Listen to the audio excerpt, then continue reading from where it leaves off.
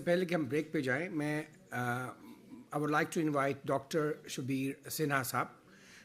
Dr. Sab is the director of SWAS, South Asia Institute, and Dr. Sab is going to speak.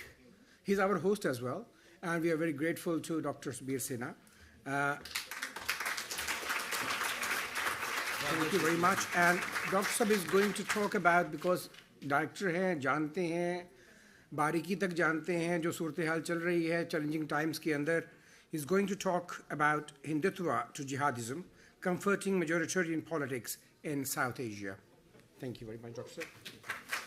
बहुत बहुत शुक्रिया. जितनी लंबी title इन्होंने बताई है, मैं उससे थोड़ा कम ही बोलने वाला हूँ. ये बता दूँ कि मतलब क्या था 1971 का जंग. हम बहुत छोटे थे और पाकिस्तान के बारे पहले हमने सुना ही नहीं था. हम उस वक्त 7-8 साल के भी नहीं थे, 4 साल के थे.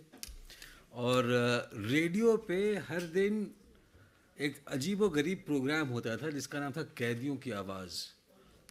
और इस पे सिर्फ वो लोग आते थे, वो कहते थे मेरा नाम फलाना है, सियालकोट के पास हमारा गांव है, मैं ज़िंदा हूँ. और ये थे ना 90,000 लोग कैद हुए थे हिंदुस्तान में. और उस वक्त तो कोई टेलीफोन और कनेक्शन का कोई ज़रिया था नहीं. तो रेडियो के मीडियम से अपने फैमिलीज़ को वो बताते थे कि हम ज़िंदा हैं. और काफ़ी हमारे जो बच्चे मतलब दोस्त वगैरह थे, उनमें एक एंटी पाकिस्तान फीलिंग भी थी कि वो तो हमने तो उनको हराया है, वो तो हमारे दुश्मन हैं. लेकिन मेरे फादर की जनरेशन थी, और मैं कह रहा हूँ कि इनकी मतलब पैदाइश 1940s वगैरह में रही होगी, वो इस तरह की मेंटालिटी को सपोर्ट नहीं करते थे. क्योंकि एक तो फैज़ साहब, इनके गाने वगैरह रेडियो पाकिस्तान की 2TV सिग्नल से हम लोग सुनते थे. और जितनी, जैसे कि किसी और ने बात करी है पहले कि प्रोग्रेसिव राइटर्स एसोसिएशन के काफ़ी सारे स्क्रिप्ट राइटर्स और शायर तो बॉलीवुड में चले गए थे. तो उर्दू ज़ुबान से हमारा एक रिश्ता था. हम मुसलमान भी नहीं थे, ना ही दिल्ली या अलीगढ़ जैसे मुस्लिम टाउन्स में रहने वाले थे. नहीं, मैं ये कह रहा हूँ कि हम लोग छोटे बिहारी कस्बे में रहने वाले थे, ठीक है. मगर वहाँ पे भी एक मतलब उर्दू मतलब गाना या फिर शेर व शायरी वो वहाँ तक फैली हुई थी. हमारे यहाँ भी होते थे मुशायरे, धनबाद में भी होता था मुशायरा, है ना. जमशेदपुर में भी छोटे छोटे टाउन जहाँ के आप लोग शायद नाम आपने नहीं सुना होगा. मगर फिर उसके बाद दिया आया कैसेट प्लेयर और रिकॉर्ड प्लेयर. और मेरे ख्याल से HMV इंडिया या EMI इंडिया के अंदर कोई एग्जीक्यूटिव रहा होगा जिसको बड़ा शौक़ हुआ होगा इंडियन क्लासिकल म्यूज़िक, शेर व शायरी, गज़ल, और एकाएक जो है सारे रिकॉर्ड्स सब जगह अवेलेबल होने लगे. तो संडे को मेरे ख्याल से परवेज़ साहब को भी शायद याद होगा, संडे के दोपहर को एक उर्दू और गज़ल का प्रोग्राम आता था ऑल इंडिया रेडियो में. संडे के लंच में मटन और चावल खाने के बाद आप खुमारी में हैं और बैकग्राउंड में जो है ये सब चलते रहता था. तो हमको भी एक तरह से लगता है कि बड़ा नेचुरल है, मतलब कि ठीक है, दो मुल्क हैं, कभी कभी आपस में इनका हो भी जाता है जंग वगैरह, और बीच बीच में लोग गालियाँ भी देते हैं एक दूसरे को. मगर एक था कुछ कंपोजिट कल्चर, और आज के ज़माने में तो खैर उसको याद करना है, उसकी बात करना ही जो है आपको मतलब किसी मुश्किल में डाल सकती है. मगर फिर फादर से और मदर से ये काफ़ी मिला कि भाई देखो तुम, एक दफ़े उन्होंने पूछा क्या यार, उस वक्त मेरे बाल भी थे लंबे, अब तो है ही नहीं, शायद आपको यकीन ना हो. मगर ये था पिंक फ्लॉयड और बीटल्स के रिकॉर्ड लेके हम लोग घूमते थे कि भाई देखो हम तो बड़े वेस्टर्नाइज्ड हैं. तो फादर ने एक दफ़े बड़ा डांटा हमको कि यार तुम ये सब सुनते रहते हो, कभी फरीदा खानम नहीं सुना है, कभी मेहदी हसन सुना है? तो हमने कहा भाई नहीं सुना है. तो वो बैठ के सुनो. तो उन्होंने रिकॉर्ड वगैरह लाया, हमने बैठ के सुना. तो एक तो फैज़ हमारे लिए वो थे जो इस तरफ से आए. यूनिवर्सिटी में चले गए तो हिप्पी के अलावा जो है मार्क्सिस्ट भी हो गए, और जब मार्क्सिस्ट हो गए तो फिर जुलूस में जाने लगे, और जुलूस में जाने लगे तो फिर नारे लगाने लगे, और नारों में फिर हम देखेंगे, है ना. तो एक वो दूसरा वाला फैज़ आ गया. फिर पीएचडी वगैरह करने के चले गए यूएस और फिर चले आए यहाँ, और यहाँ पे और चीज़ों के अलावे जो है हम पढ़ाते हैं पोस्ट कॉलोनियल स्टडीज़। अभी फ़िलहाल एक उस पर पेपर लिख रहे हैं,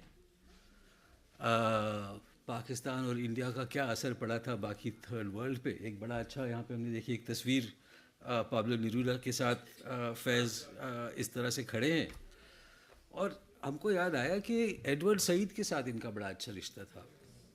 और एडवर्ड सईद के साथ जो रिश्ता था, आज किसी ने जिक्र किया जब इनकी एग्ज़ाइल हुई थी और ये लेबनान बेरूत में थे, और बेरूत में जब थे तो लोटस मैगज़ीन के एडिटर भी हुए थे। और लोटस मैगज़ीन के जो एडिटर हुए थे वो एक ऐसी मैगज़ीन थी जिसके अंदर एशिया और अफ्रीका और मिडिल ईस्ट के जो उस वक़्त के, आज हमने एक जो है नया वर्ड सीखा है, तरक्की पसंद राइटर्स जो थे उनकी वहाँ पे राइटिंग्स, पोएम्स, एसेज, इंटरव्यूज़, उनकी view regarding the rest of the global south, और उनकी जो इंटरप्रिटेशन थी यूरोपियन या अमेरिकन प्रोग्रेसिव फिलोसोफर्स वगैरह की, वो हमने उनकी तरफ से लोटस मैगज़ीन में हमने देखा सारी छपी हुई थी। तो एक इंटरनेशनलिज्म भी था, सही बात है हमारी सड़कें भी टूटी हुई थी, मगर उसके बावजूद एक इंटरनेशनलिज्म भी था और एक कॉन्फिडेंस भी था कि जो भी हो एक सॉलिडारिटी भी है। अब किसी ने कहा था लव के बारे में और इश्क के बारे में, और मुझे बड़ा अच्छा लगा, शायद आप ही बात कर रहे थे कि इश्क जो है वो एक तरह से सॉलिडारिटी है, और वो सॉलिडारिटी आज आप देख रहे हैं कि हमारे मुल्क में एक तरह से बहुत ख़त्म भी हो चुकी है। और हिंदुत्व की का जहाँ तक सवाल है, मैं उसी मतलब एक छोटा सा कुछ कहूँगा कि आज आपको एक और किस्म के फैज़ मिलेंगे। एक तो सड़कों वाले, जैसे हम लोग नारा वगैरह लगाते, एक वो संडे आफ्टरनून मटन खाने के बाद खुमारी वाले, एक उसके बाद आपके दिल्ली बम्बई के ड्राइंग रूम के अंदर कोई मशहूर गायक आए, शायद पाकिस्तान से आए, उनके आसपास एक पार्टी हो, हाई सोसाइटी वाले। एक चौथे भी हैं, और ये वो हैं जो कि आप देखेंगे हिंदुत्व वाले में कि उनको बड़े अच्छे गज़ल भी मालूम है, शेर व शायरी भी करते हैं, कबाब बिरयानी भी खाते हैं, और कट्टर एंटी पाकिस्तानी भी हैं और कट्टर एंटी मुसलमान भी हैं, है ना। तो एक ये आप देखिए पैराडॉक्स है हिंदुत्व का। यहाँ तक कि मतलब वाजपेयी वगैरह तो drop of a hat he used to spout Urdu poetry, और कबाब वगैरह खाने में भी माहिर थे, हमने सुना है। तो ये जो है ना कि एक तरह से सेपरेशन जो हो गया कि कॉम्पोजिट कल्चर के बारे में सोचना ही मुश्किल है।